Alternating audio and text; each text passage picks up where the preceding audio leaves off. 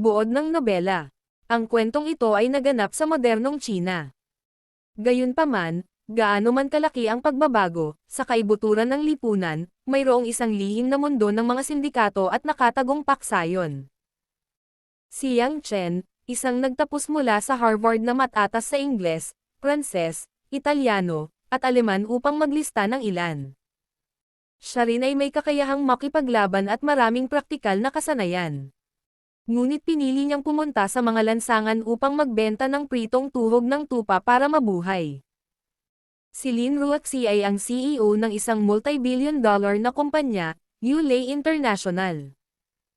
Ang kumpanyang ito ay isa sa mga nangunguna sa industriya ng kosmetiko at fashion. Sa kabila ng pagiging 20 taong gulang pa lamang, ang kanyang malamig na kilos at kagandahan ay kilala at walang kapantay sa Zhonghai City. Dahil sa isang mabangis na gabi na binubuo ng maraming alak, pinagtagpo sila ng tadhana upang maging mag-asawa.